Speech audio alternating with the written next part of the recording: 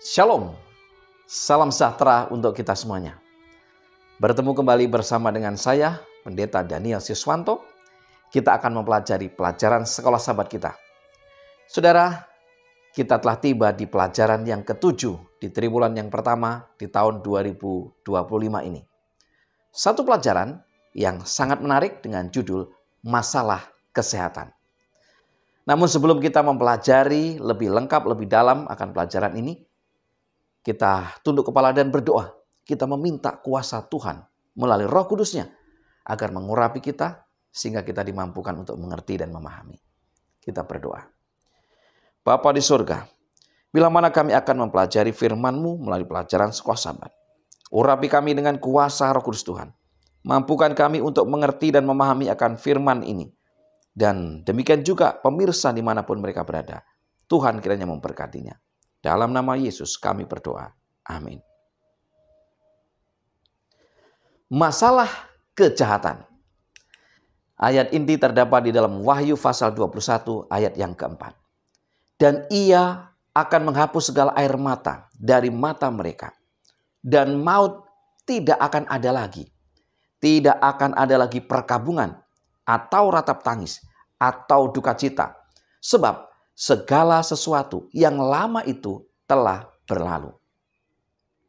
Saudara, sementara kita berjuang untuk memahami kehadiran kejahatan di dunia ini, kita harus menyadari keterbatasan kita dan mulai berurusan dengan harapan solusi pada akhirnya.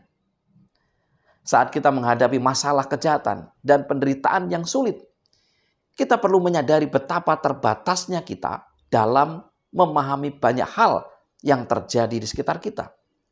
Seperti halnya Ayub.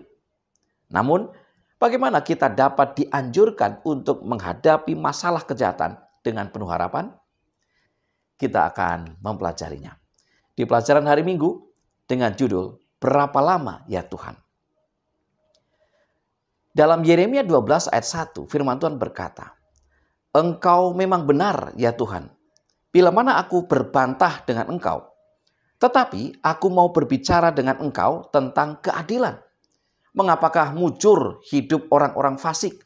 Sentosa semua orang yang berlaku tidak setia. Ayub 30 ayat 26. Firman Tuhan menyatakan, tetapi ketika aku mengharapkan yang baik, maka kejahatanlah yang datang. Ketika aku menantikan terang, maka kegelapanlah yang datang. Saudara, satu pertanyaan yang mungkin menjadi bahan renungan bagi kita adalah, mengapa orang jahat tampak makmur dan orang yang berbuat jahat mendapatkan keuntungan dari kejahatannya, meski tidak selalu, namun cukup sering. Pertanyaan berikutnya adalah, di manakah Allah ketika kejahatan terjadi? Mengapa Allah terkadang tampak jauh, bahkan tersembunyi dari kita? Saudara, apapun pertanyaan kita dalam hal ini, kita harus memastikan untuk tidak meremehkan kejahatan. Jangan mencoba menyelesaikan masalah ini dengan meremehkan jenis atau jumlah kejahatan di dunia. Kejahatan itu sangat buruk dan Allah lebih membencinya daripada kita. Di kayu salib, Yesus sendiri menyerukan pertanyaan, Allahku, Allahku, mengapa engkau meninggalkan aku? Matius 27 ayat 46. Di sini, khususnya kita melihat bahwa Allah sendiri tersakiti oleh kejahatan. Meskipun Yesus menderita dan mati di salib, apa yang Kristus lakukan di kayu salib mengalahkan sumber kejahatan, yakni iblis, dan pada akhirnya akan menghapuskan kejahatan secara menyeluruh. Di pelajaran hari Senin dengan judul Ada Banyak Hal yang Kita Tidak Ketahui. Kita melihat situasi Ayub. Kita cukup familiar dengan kisah Ayub, bukan? Ayub telah banyak menderita dan dia sendiri bertanya-tanya mengapa begitu banyak kejahatan dan penderitaan yang menimpanya. Ayub pasal 1 dan pasal 2.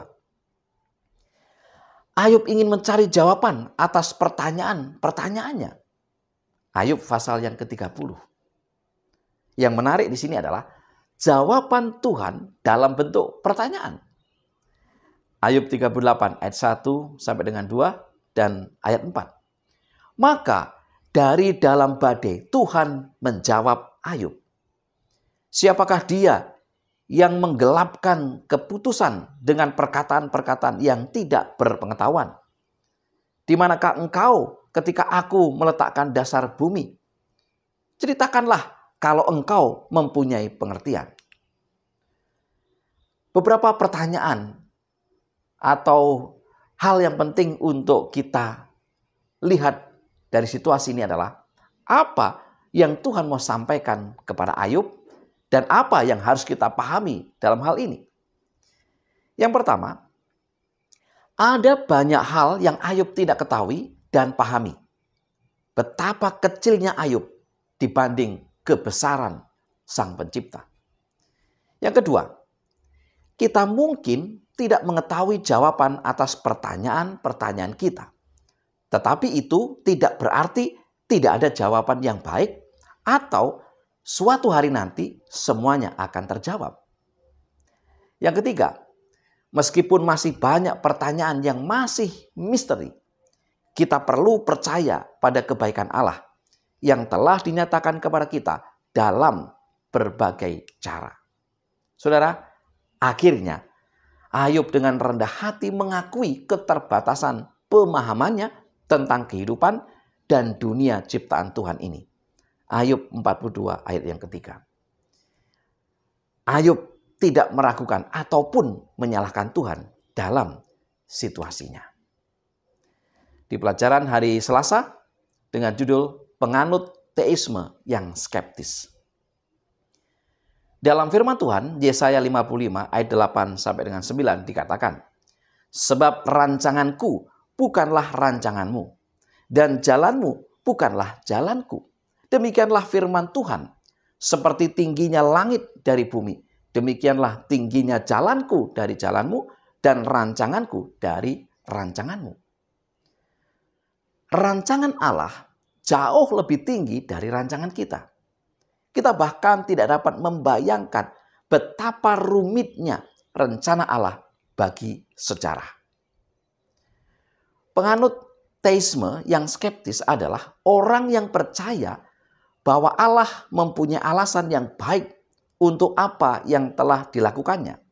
Namun, karena pengetahuan kita yang terbatas, maka kita tidak perlu berharap untuk mengetahui apa alasan-alasan tersebut. Misalnya, hanya karena seseorang tidak dapat melihat kuman yang bertebangan di udara di sekitar kita, bukan berarti tidak ada kuman yang berterbangan di udara di sekitar kita. Fakta bahwa seseorang tidak mengetahui apa alasan Allah tentunya tidak berarti bahwa Allah tidak mempunyai alasan yang baik. Pemazmur Raja Daud dalam Mazmur 73 sangat terganggu dengan kejahatan yang ada di dunia. Dia melihat sekelilingnya dan melihat orang jahat menjadi makmur. Segalanya tampak tidak adil. Dia tidak punya jawaban akan hal itu. Dia bertanya-tanya apakah layak untuk percaya dan melayani Allah. Sampai dia melihat ke dalam tempat suci. Saudara, bait suci menyediakan sebagian kunci terhadap masalah kejahatan, yaitu mengakui adanya hakim yang adil yang akan memberikan keadilan dan penghakiman pada waktunya sendiri. Mengapa doktrin penghakiman dan bait suci itu penting? Karena di dalam doktrin itu kita menemukan penjelasan tentang masalah kejahatan. Penghakiman Allah yang adil akan dinyatakan pada akhirnya. Di pelajaran hari Rabu dengan judul Pembelaan Kebebasan Memilih. Pembelaan kebebasan memilih adalah pandangan bahwa kejahatan adalah akibat dari penyalahgunaan kebebasan memilih oleh makhluk ciptaan. Jadi, Allah tidak bisa disalahkan atas kejahatan. Karena kejahatan adalah hasil dari penyalahgunaan kebebasan memilih yang diberikan Allah kepada kita untuk tujuan yang baik. C.S. Lewis pernah menulis bahwa kebebasan memilih meskipun membuat kejahatan menjadi mungkin, juga merupakan satu-satunya hal yang memungkinkan adanya kasih, kebaikan, atau kegembiraan. Suatu dunia automata, yakni makhluk ciptaan itu bekerja seperti mesin, tidak ada gunanya diciptakan. Kebahagiaan yang Allah rencanakan bagi makhluk ciptaannya yang lebih tinggi adalah kebahagiaan karena bersatu dengannya dan dengan satu sama lain secara bebas dan sukarela. Dan untuk itu mereka harus bebas. Kisah kejatuhan menunjukkan bagaimana penyalahgunaan kebebasan memilih Adam dan Hawa membawa dosa dan kejahatan ke dalam sejarah planet kita ini. Itu kita bisa melihat di dalam Kejadian pasal yang ketiga. Setiap hari dalam hidup kita, pada tingkat tertentu, kita sendiri melakukan kebebasan memilih yang diberikan kepada kita oleh pencipta kita. Tanpa kebebasan memilih, kita tidak akan bisa dikenali sebagai manusia. Kita akan lebih mirip dengan mesin atau bahkan robot yang tidak mempunyai pemikiran. Di pelajaran hari Kamis dengan judul Kasih dan Kejahatan. Allah telah menganugerahkan kebebasan memilih kepada makhluk ciptaan karena hal itu diperlukan untuk kasih. Penyalahgunaan kebebasan memilih inilah yang menjadi penyebab kejahatan. Meniadakan peluang kejahatan berarti meniadakan kasih. Dan menghancurkan kejahatan sebelum waktunya akan merusak kepercayaan yang diperlukan untuk kasih. Pena inspirasi, hamba Tuhan Ellen G. White dalam buku Alfa dan Omega jilid 5 halaman 16 menyatakan, bumi gelap oleh salah pengertian akan Allah. Supaya bayang-bayang yang gelap itu dapat diterangi, supaya dunia dapat dibawa kembali ke pangkuan Allah, kuasa penipuan iblis harus dihancurkan. Ini tidak dapat dilakukan dengan kekerasan. Penggunaan kekerasan bertentangan dengan asas-asas pemerintahan Allah. Ia menghendaki hanya pelayanan kasih, dan kasih tidak dapat dipaksakan. Kasih tidak dapat diperoleh dengan kekerasan atau kekuasaan. Hanyalah kasih yang dapat menggugah kasih itu. Mengenal Allah berarti mengasihinya. Tabiatnya harus dinyatakan sebagai kebalikan dari tabiat iblis. Pertanyaan yang perlu kita pikirkan adalah, apa sikap kita saat kita tidak dapat melihat menembusi kegelapan dunia yang penuh kejahatan ini? Yang pertama, mempercayai janji Allah. Dalam Roma 8 ayat 18, firman Tuhan berkata, sebab aku yakin bahwa penderitaan zaman sekarang ini tidak dapat dibandingkan dengan kemuliaan yang akan dinyatakan kepada kita. Wahyu 21 ayat 3 dan 4. Lalu aku mendengar suara yang nyaring dari tahta itu berkata, lihatlah, kemah Allah ada di tengah-tengah manusia, dan ia akan diam bersama-sama dengan mereka. Mereka akan menjadi umatnya, dan ia akan menjadi Allah mereka. Dan ia akan menghapus segala air mata dari mata mereka. Dan maut tidak akan ada lagi. Tidak akan ada lagi perkabungan atau ratap tangis atau duka cita. Sebab segala sesuatu yang lama itu telah berlalu. Apa sikap kita saat kita tidak memahami atau melihat kegelapan dunia yang dipenuhi kejahatan? Yang kedua, lihatlah akan penderitaan Yesus. Begitu sakralnya, begitu mendasarnya kasih dan kebebasan yang melekat dalam kasih, sehingga gantinya meniadakannya bagi kita. Yesus tahu hal itu akan membawa dia ke kayu salib, di mana dia akan sangat menderita. Namun, Meskipun Yesus tahu betapa besar akibatnya baginya, ia tetap memberikan kebebasan ini kepada kita. Saudara-saudara yang dikasihi Tuhan, sebagai kesimpulan pelajaran sekolah sahabat kita, yang pertama, apa yang Kristus lakukan di kayu salib menunjukkan bahwa ia telah mengalahkan sumber kejahatan, yakni iblis, dan pada akhirnya akan menghapuskan kejahatan secara menyeluruh. Yang kedua, seperti halnya Ayub, kita belajar untuk tidak meragukan ataupun menyalahkan Tuhan dalam segala situasi yang kita alami. Yang ketiga, rancangan Allah jauh lebih tinggi dari rancangan kita. Bahkan kita tidak dapat membayangkan betapa rumitnya rencana Allah bagi sejarah. Yang keempat, Allah tidak bisa disalahkan atas kejahatan. Karena kejahatan adalah hasil dari penyalahgunaan kebebasan memilih yang diberikan Allah kepada kita untuk tujuan yang baik. Dan yang kelima, penggunaan kekerasan bertentangan dengan asas-asas pemerintahan Allah. Ia menghendaki hanya pelayanan kasih. Dan kasih tidak dapat dipaksakan. Kasih tidak dapat diperoleh dengan kekerasan atau kekuasaan.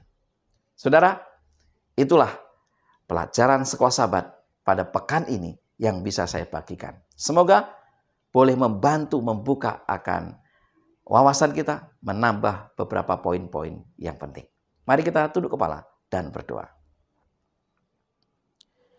Bapa di surga, sekali lagi kami memohon agar kuasa Roh Kudus Tuhan Engkau berikan kepada kami, urapi kami, agar dengan Roh Kudus kami boleh mengerti, memahami akan firman, menjadi pelaku-pelaku firman. Berkati pemirsa dimanapun mereka berada. Terima kasih ya Tuhan. Dalam nama Yesus kami berdoa. Amin. Saudara-saudara yang dikasihi Tuhan, terus belajar firman Tuhan, khususnya melalui pelajaran-pelajaran sekolah sahabat. Ini akan menambah perbendaharaan, kebenaran yang menjadi bagian kita, sehingga iman kita semakin bertumbuh. Selamat belajar, selamat sahabat, Tuhan memberkati kita.